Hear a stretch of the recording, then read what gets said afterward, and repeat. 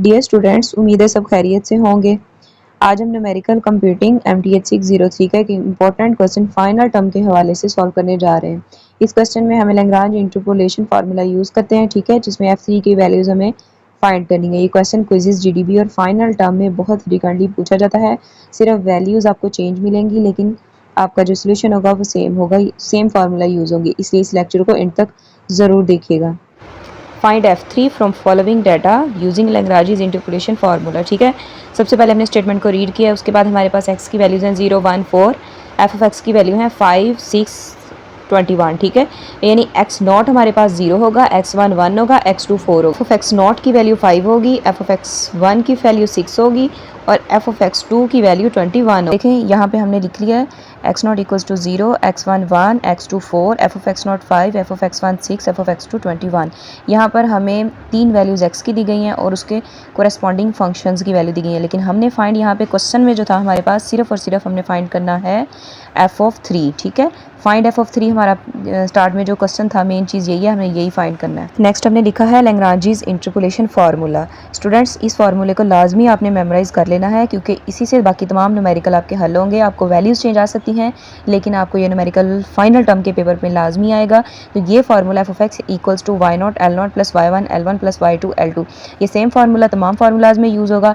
आपने सिर्फ और सिर्फ इस फार्मूले को याद करना है, उसमें वैल्यूज़ को पुट करना है, देन आपको आंसर मिल जाएगा। एल नॉट फाइंड करना है, लेकिन उससे पहले एक कॉन्सेप्ट समझ लीजिएगा, ठीक है।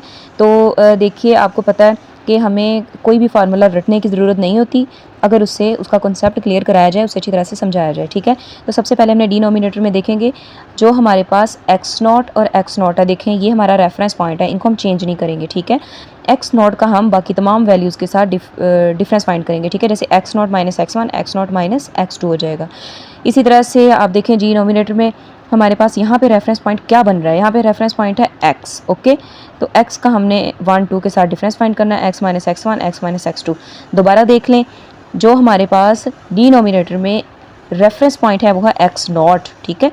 x नॉट दोनों ब्रैकेट्स में क्या रेफरेंस पॉइंट है, x नॉट। उसका डिफरेंस हमने बाकी वैल्यूज़ के साथ फाइंड करना है, जैसे x1 के साथ और x2 के साथ। तो हम क्या करने वाले हैं, x naught minus x one, x naught minus x two. ऊपर रेफरेंस पॉइंट हमारे पास है x और x, जिसका डिफरेंस 1 2 के साथ फाइंड करेंगे, x minus x one, x minus x two divided by x naught minus x one, x naught minus x two. उम्मीद है आपको अब ये भूलेगा नहीं, क्योंकि हमने तमाम न्यूमेरिकल्स में इस फार्मूले को भी L not, L one, L two, L three ये फाइंड करने के लिए हमें इसकी ज़रूरत पड़ेगी। तो आपने इसको अच्छी तरह से समझ लेना है। फाइंड क्या करना था, एफ ऑफ 3, ये क्वेश्चन में हमें फाइंड करने का कहा गया है। तो ये जो 3 है ना, ये हमारे पास हो जाएगी x की value, x is equal to 3 हो जाएगा, ठीक है। तो अब हम फार्मूले पे आते हैं। एल नॉट इक्वल्स टू था x माइनस एक्स वन, तो x की वैल्यू क्या है 3। देखें जी, हमारे पास x की वैल्यू 3 है, जैसे मैंने आपको पहले भी बताया। 3 माइनस x2 की वैल्यू हमारे पास क्या है 4 है, तो ये 4 पुट कर देंगे, डिवाइडेड बाय x नॉट की वैल्यू हमारे पास क्या थी 0, तो 0 माइनस x1 की value 1 and x not change नहीं होगा, फिर से 0 वैल्यू है, 0 माइनस x2 की वैल्यू क्या है 4 है। तो हम इसे सॉल्व करेंगे।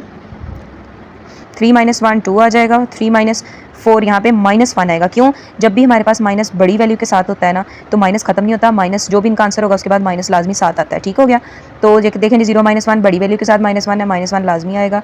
तो ये देखें जी, 0 minus 4 minus 4 as it is आ जाएगा।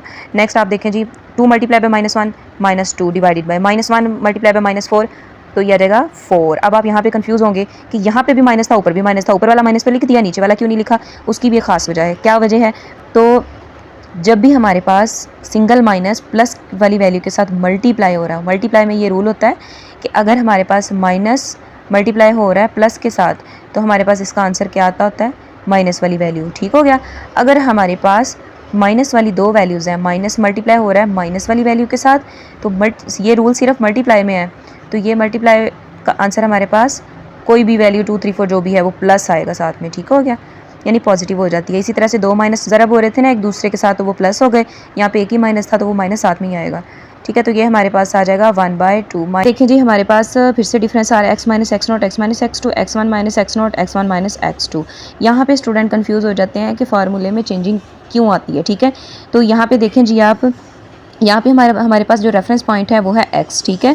तो x minus x not x minus 2।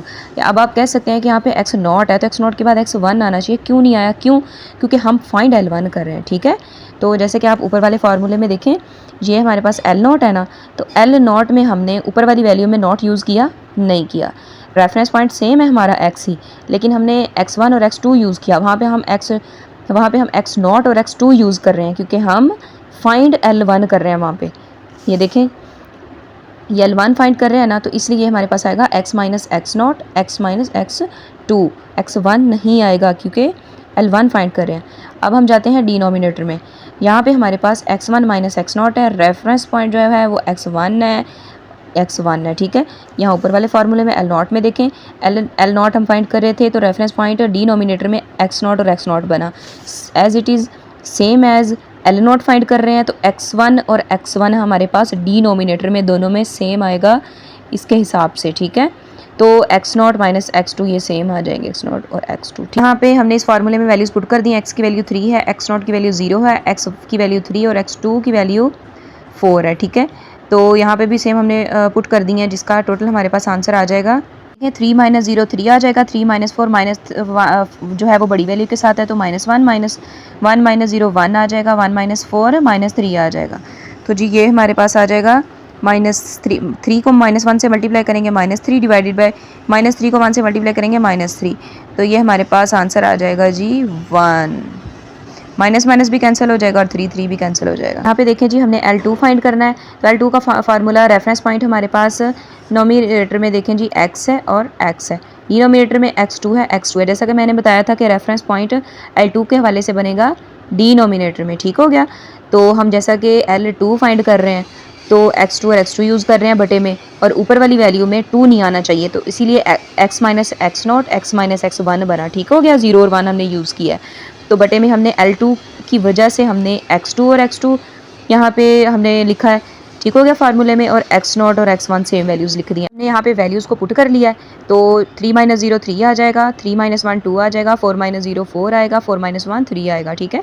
3 2 ज़ा 6 होता है, 4 3 ज़ा 12। 6 को डिवाइड करेंगे 12 के साथ 1/2, जिसको हम लिख सकते हैं 0.5। यहाँ पे देखें जी, हम अपने क्वेश्चन पे आ गए हैं। जो चीज़ हमने फाइंड करनी थी उसके लिए हम L0 L1 L2 की वैल्यूज़ को फाइंड कर चुके हैं, और Y0 Y1 और Y2 की वैल्यूज़ हमारे पास हैं। वो कहाँ पे हैं? हमारे पास जो टेबल दिया गया है उसमें जो f ऑफ x है ना, वो इक्वल्स टू y के है। f of x naught equals to y naught, f of x1 equals to y1, f of x2 equals to y2 के है, ठीक है। वो वाली तमाम वैल्यूज़ और L0 L1 और L2 की तीनों वैल्यूज़ को हम इसमें पुट करेंगे। आते हैं जी क्वेश्चन पे। f ऑफ x नॉट की जो हमारे पास y नॉट है वो 5 है, y1 है वो 6 है, y2 है वो 21 है, ये यहाँ से वैल्यूज़। और L नॉट की वैल्यू -0.5, L1 की वैल्यू हमारे पास थी यहाँ पे 1, और हमारे पास L2 की वैल्यू क्या आई थी 0.5। तो ये वैल्यूज़ हम पुट करेंगे। चलें, ये मैंने लिख लिया है, वैल्यूज़ को पुट कर दिया। 5 माइनस 0.5 प्लस 6 इंटू 1 प्लस 21 और 0.5। ये देखें, 5 को -0.5 के साथ मल्टीप्लाई करेंगे तो -2.5 आ जाएगा। 6 1 ज़ा 6 होता है, प्लस 21 मल्टीप्लाई बाय 0.5 ये आ जाएगा 10.5। तो इनको आपस में हम कैलकुलेट करेंगे, तो इनको कैलकुलेट करने पे हमारे पास आंसर आ जाएगा 14। तो f ऑफ 3 की हमारे पास क्या वैल्यू, क्या आंसर आ गया 14।